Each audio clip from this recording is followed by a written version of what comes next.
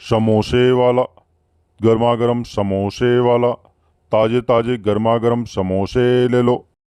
एक बार खाओगे तो बार बार आओगे।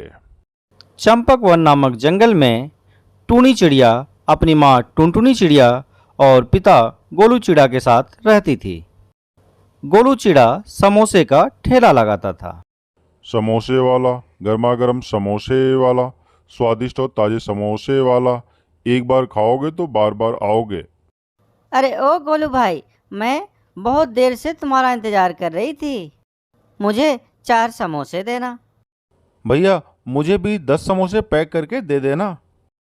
इस तरह गोलू चिड़ा की आवाज़ सुनते ही जंगल के पंछी उसके समोसे खाने के लिए दौड़ पड़ते थे और कुछ ही घंटों में उसके सारे समोसे बिक जाया करते थे।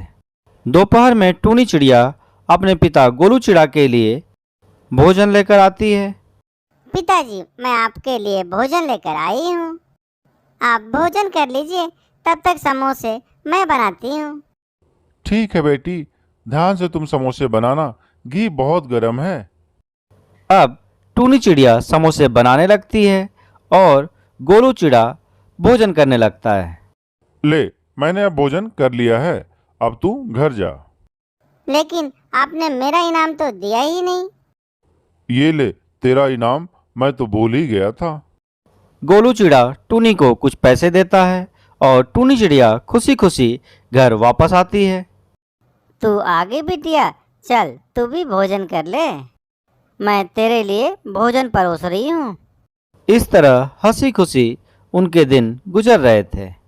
एक दिन टूनी चिड़िया अपने पिता के लिए भोजन लेकर जाने वाली ही थी, तभी सुंदरी कौवी वहां आ जाती है।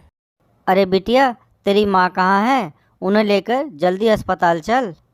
समोसे बनाते समय तेरे पिता के ऊपर गरम गरम घी गिर गया है, जिससे वो बुरी तरह से जल गए हैं।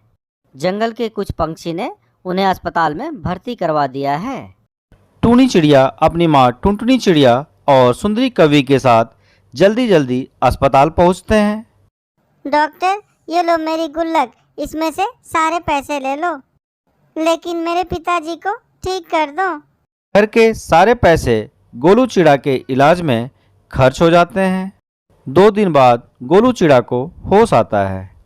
तब टुनटुनी चिड़िया उससे मिलने जाती है। ये सब कैसे हो गया जी? आप देखकर काम क्यों नहीं करते? पता नहीं टुनटुनी चिड़िया, ये सब कैसे हो गया। आज तक तो कभी भी मेरे ऊपर घी नहीं गिरा था। ज़्यादा मत बोलो जी, आपको डॉक्टर ने कुछ दिनों तक आराम करने के लिए बोला है। लेकिन टुनटुनी चिड़िया, घर का खर्च कैसे चलेगा? मेरी समोसे की दुकान भी बंद है। पिताजी, आप चिंता बिल्कुल मत कीजिए, अब से समोसे की दुकान मैं संभाल लूँगी। मुझे समोसे बनाने आते हैं, आप बस आराम कीजिए और आप जल्दी से ठीक हो जाइए। ठीक है टूनी चिड़िया, मैं समोसे बेचने में तुम्हारी मदद करूँगी। अगले दिन से टूनी चिड़िया अपनी माँ टुनटुनी चिड़िया के साथ समोसे बेचने में लग जाती है। इस तरह कुछ दिन बीत जाते हैं। ऐसे में एक दिन एक पंछी उसके ठेले पर आता है। गोलू चिड़े के समोसे की दुकान यही है? हाँ, यही है जी, कहिए क्या बात है? वो मेरे कड़कनाथ सेठ जी ने मुझे यहाँ पर भेजा है। उन्हें 200 समोसे चाहिए, उनके बेटी का जन्मदिन है और हर बार वो समोसे गोलू चिड़े से ही बनवाते हैं। हाँ, बन जाएंगे कालू भैया। आजकल मेरे पिताजी का तबीयत कुछ ठीक नहीं है, इसलिए मैं और मेरी माँ समोसे बेचते हैं। आप मुझे सेठ जी का पता दे दीजिए, मैं वहाँ समोसे पहुँचा दूँगी। कालू कौवा टूनी चिड़िया को सेठ जी का पता दे देता है और साथ में 2000 रुपये एडवांस भी देता है। ये देखकर माँ बेटी दोनों बहुत खुश हो जाती हैं और समोसे बनाने में जुट जाती हैं। 2 घंटे की कड़ी मेहनत के बाद टूनी चिड़िया और उसकी माँ मिलकर 200 समोसे बना लेती हैं। फिर टूनी चिड़िया उसे ले जाकर सेठ जी के पते पर पहुंचा देती है। कड़कनाथ सेठ समोसे के बचे हुए पैसे टूनी चिड़िया को दे देता है। पैसे लेकर टूनी खुशी खुशी अपने घर आती है और पैसे अपने पिताजी को देते हुए बोलती है, पिताजी ये लीजिए 5,000 रुपए। हमने 200 समोसे कड़कनाथ सेठ जी के लिए बनाए थे, उसी के ये पैसे हैं।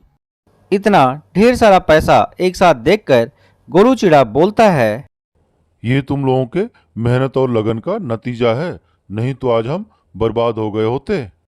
कुछ दिन बाद गोलू चिड़ा पूरी तरह से ठीक हो जाता है और समोसे बेचने लगता है। अब समोसे बेचने में टूनी चिड़िया भी उसका हाथ बटाती थी। अब उनका पूरा परिवार खुशी खुशी रहने लगता है।